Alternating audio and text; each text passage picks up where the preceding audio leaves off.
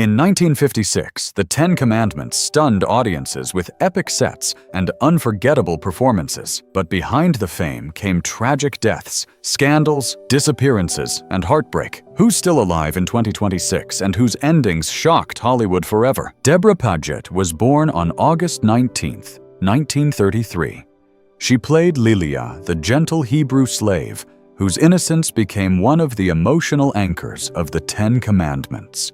In a film remembered for massive sets, divine miracles, and the unforgettable image of the Red Sea splitting in two, Lilia represented something much more personal human vulnerability. She was not a queen, a prophet, or a ruler. She was an ordinary young woman trapped in extraordinary suffering, and that made audiences connect with her on a deeply emotional level. Her love story with Joshua gave viewers moments of tenderness in a movie dominated by power struggles and destruction. But behind the camera, her experience reflected how demanding old Hollywood could be. Director Cecil B. DeMille reportedly insisted she wear painful brown contact lenses to hide her natural blue eyes because he wanted visual authenticity for Egyptian characters. Under scorching lights and long production days, the lenses caused serious discomfort. But young actresses in that era rarely challenged powerful directors. The irony is powerful. While Lilia played a woman living under oppression, Paget was quietly enduring Hollywood's own version of control. After the film became a phenomenon, her fame grew even more when she starred opposite Elvis Presley in Love Me Tender.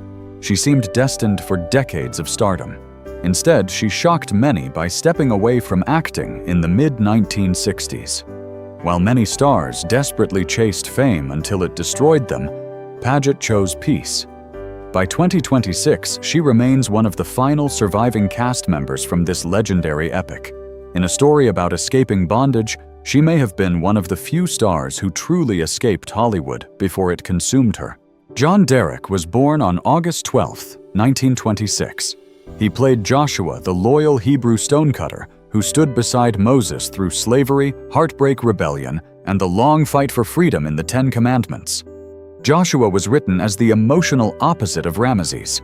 While Ramesses was consumed by pride and power, Joshua represented humility, faith, and loyalty. He loved Lilia deeply, protected his people, and never let bitterness turn him into the very kind of man he hated. That quiet strength made audiences trust him instantly. His chemistry with Debra Paget gave the film one of its most human love stories amid massive biblical spectacle.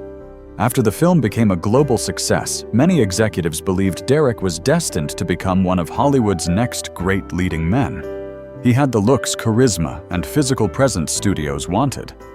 But Hollywood can be brutally unpredictable.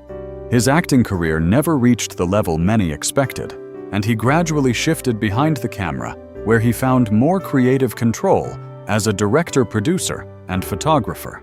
However, his personal life often overshadowed his work. His relationships, especially his marriage to Bo Derek, created enormous media attention and controversy that followed him for years. The man who played loyalty on screen became a tabloid obsession off-screen. It was a painful reminder that fame often rewrites your identity. He continued working until his health declined. John Derek passed away in 1998 at age 71 from cardiovascular disease. The actor who played one of the film's most stable characters spent much of real life navigating the instability of Hollywood fame. Cedric Hardwicke was born on February 19, 1893. He played Pharaoh Seti I, ruler of Egypt, who raised Moses as his own son while unknowingly preparing the very man who would one day challenge his empire and rewrite history. Seti was one of the most emotionally layered characters in the Ten Commandments because he was never portrayed as purely cruel. Unlike Ramesses, who ruled through pride and insecurity, Seti was a father trapped between love and legacy. He genuinely cared for Moses, admired his strength, and saw qualities in him that even his biological son lacked. But that love came with consequences. By choosing Moses, he unintentionally planted the seeds of his own dynasty's destruction. Hardwicke brought extraordinary depth to that tragedy, because he had already spent decades mastering Shakespearean theater before arriving in Hollywood. His commanding voice, elegant posture, and emotional restraint gave Seti the presence of a true king. Every scene with Charlton Heston carried emotional tension because viewers could feel both fatherly pride and political fear. In many ways, Seti symbolized an aging empire desperately trying to stop change, only to realize history cannot be controlled forever. That theme mirrored Hardwicke's own life. By the 1950s, Hollywood was shifting away from classical performers and embracing younger stars with a completely different style. Though he remained highly respected, he represented an old era slowly fading into memory. Years of heavy smoking severely damaged his health, and he passed away in 1964 at age 71 from emphysema and respiratory complications. Like Seti himself, he spent his final years watching a world he once dominated move on without him. Nina Foch was born on April 20th, 1924. She played Bithiah, the compassionate Egyptian princess whose single decision to rescue a helpless Hebrew child from the Nile River changed biblical history forever in the Ten Commandments. It remains one of the most overlooked yet powerful moments in the entire film, because without that act of mercy, there would be no Moses, no confrontation with Pharaoh, no parting of the Red Sea, and no story of freedom that generations have remembered for decades. While so many characters in the film were consumed by pride, political power, jealousy, and revenge, Bithiah represented something far rarer: pure compassion in a world built on fear and control. Foch understood that the role did not require dramatic speeches or exaggerated emotion. Instead, she used quiet expressions, warmth, and emotional restraint to make Bithiah feel deeply human. That subtle performance became one of the emotional foundations of the film. After the movie became a worldwide phenomenon, Foch continued building a successful career across film, television, and theater. She appeared in respected projects for decades, but her greatest contribution to Hollywood may have happened behind the scenes. She became one of the entertainment industry's most respected acting teachers and mentored generations of future stars. Many of her students described her as brutally honest but life-changing because she pushed them beyond mediocrity. In many ways, her real life mirrored Bithiah's role in the film. Both women changed lives by guiding others toward greatness rather than chasing attention for themselves. She remained active in teaching long after many stars from her era disappeared from public memory. Nina Foch passed away in 2008 at age 84 from complications related to myelodysplastic syndrome. In a film about deliverance, she played the woman who saved a future leader, and in real life, she spent decades helping future actors discover their own destiny. Vincent Price was born on May 27, 1911. He played Baka, the cruel Egyptian overseer, whose brutality became one of the most important turning points in Moses' emotional awakening in the Ten Commandments. Baka was far more than a supporting villain. He represented the ugly face of unchecked power, an arrogant man who ruled through fear, humiliation, and violence, while treating human suffering as if it meant nothing. His cruelty toward the Hebrew slaves forced Moses to confront a painful truth he had spent his entire life avoiding. For the first time, Moses could no longer ignore the suffering of his true people, and that moment pushed the story toward its larger battle between freedom and oppression. What made Price so unforgettable in the role was his restraint. A lesser actor might have played Baka with exaggerated rage, but Price understood that true evil often feels calm, controlled, and disturbingly casual. His cold confidence made Baka even more terrifying because he behaved as if cruelty was simply part of daily life. Audiences instantly hated him, which proved how effective his performance truly was. Ironically, this role arrived before he fully became Hollywood's undisputed King of Horror. In later decades, he reinvented himself through legendary films like House of Wax, The Pit, and The Pendulum, and House on Haunted Hill, where his unforgettable voice became iconic across generations. But his life extended far beyond horror. He was also a respected art collector, cookbook author, and passionate supporter of education and museums. He constantly reinvented himself and refused to be trapped by one image.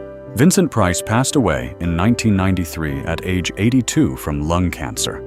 The man who played one of Egypt's cruelest figures became one of Hollywood's most beloved cultural icons, proving that sometimes the actors who portray darkness leave behind the warmest and most unforgettable legacies. Yvonne de Carlo was born on September 1st, 1922. She played Zipporah, the wise and devoted Midianite woman who became Moses' wife after he lost everything in the Ten Commandments. By the time Zipporah entered the story, Moses was no longer the powerful prince of Egypt. He had been stripped of his title, betrayed by the people he trusted, and forced to flee into the desert after discovering the truth about his identity. That is why Zipporah mattered so deeply. She represented peace after chaos, healing after humiliation, and love without conditions. While many characters in the film fought for crown's power and revenge, Zipporah gave Moses something far more valuable: emotional stability. Yvonne de Carlo brought warmth, quiet intelligence, and remarkable grace to the role, ensuring Zipporah never felt like a background character. Behind the scenes, director Cecil B. DeMille reportedly allowed her to keep her natural gray eyes, while many others were forced to wear painful brown contact lenses because he believed her eyes were one of her most striking features. That rare exception made her stand out even more. After the film, de Carlo reinvented herself in one of the most surprising career shifts in Hollywood history when she became Lily Munster in The Munsters, proving she could thrive in both epic drama and comedy. However, her later years were filled with financial hardship, health struggles, and declining opportunities. She suffered a stroke in 1998 and largely disappeared from public life. Yvonne de Carlo passed away in 2007 at age 84 from heart failure. In a film about rebuilding life after losing everything, her own journey reflected the same painful resilience that made Zipporah unforgettable. Edward G. Robinson was born on December 12, 1893. He played Dathan, the manipulative Hebrew overseer who betrayed his own people in the Ten Commandments to protect his own status. Unlike Pharaoh or Baka, Dathan did not possess royal blood, military power, or physical dominance. His weapon was far more dangerous cowardice disguised as survival. He manipulated weaker people, aligned himself with oppressors, and repeatedly sacrificed others to protect himself. That made Dathan one of the film's most realistic villains, because history is often shaped not only by tyrants, but by people willing to cooperate with evil for personal comfort. Robinson understood that complexity and gave Dathan layers of arrogance, fear, bitterness, and desperation. Audiences hated him because he felt disturbingly real. Long before joining this biblical epic, Robinson had already cemented himself as one of Hollywood's most iconic stars through gangster classics like Little Caesar, where his sharp voice and intimidating screen presence made him legendary. But his real life became complicated during Hollywood's anti-communist blacklist era, when his political associations were questioned. His career suffered as suspicion spread across the industry, and he was forced to publicly defend his loyalty. For a time, it seemed like his legacy might be permanently damaged. Unlike Dathan, however, Robinson fought back with dignity rather than betrayal. He rebuilt his career and continued delivering powerful performances for decades. In 1973, Hollywood honored him with an honorary Academy Award, recognizing his extraordinary career contributions. Tragically, he passed away from bladder cancer at age 79 before the ceremony was televised. There is painful irony in his story. The man who played betrayal so convincingly spent his real life fighting to preserve his integrity.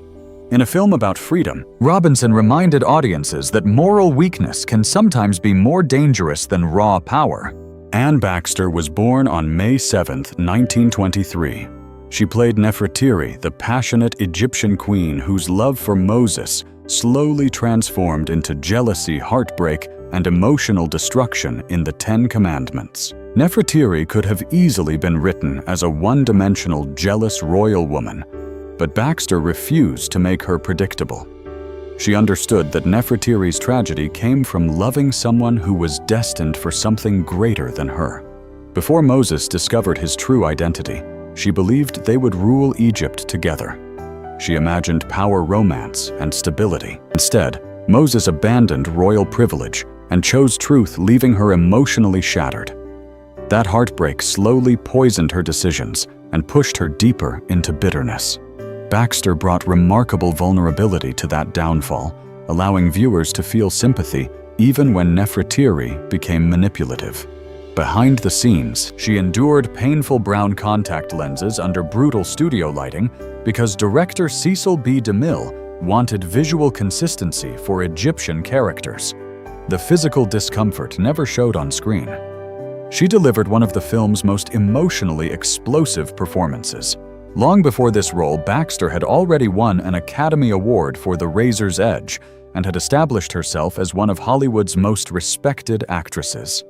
She continued working successfully across film, television, and theater for decades.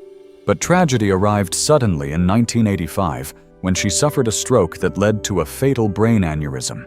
She passed away at just 62 years old. Nefretiri spent the film haunted by losing the man she loved, and Baxter made that heartbreak feel just as devastating as any plague or biblical miracle shown on screen. Yul Brynner was born on July 11, 1920. He played Ramses, the proud pharaoh whose obsession with power ultimately destroyed everything he fought to protect in the Ten Commandments. What made Ramses one of the greatest villains in cinema history was that he was never written as a simple monster. Beneath the royal confidence, luxurious costumes, and commanding authority was a deeply insecure man who spent his entire life living in Moses' shadow. Even though he was the biological heir to Egypt's throne, he constantly feared that Moses was more loved, more respected, and more worthy of leadership. That insecurity quietly fueled his jealousy for years until it exploded into obsession. Every time Moses succeeded, Ramses saw it as personal humiliation. Every miracle felt like an attack on his pride. His refusal to surrender eventually cost him everything: his kingdom, his firstborn son, and the future of Egypt itself. Brynner's shaved head, piercing stare, unforgettable voice, and magnetic screen presence made Ramses feel larger than life. Every confrontation with Charlton Heston felt like two giants fighting over history itself. Remarkably, the same year this film premiered, Brynner also won an Academy Award for The King, and proving was at the absolute peak of his career. He remained a major star on both stage and screen for decades, and became globally admired for his discipline and professionalism. But years of heavy smoking eventually led to lung cancer.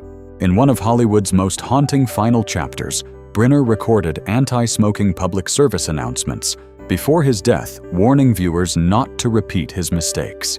He passed away in 1985 at age 65.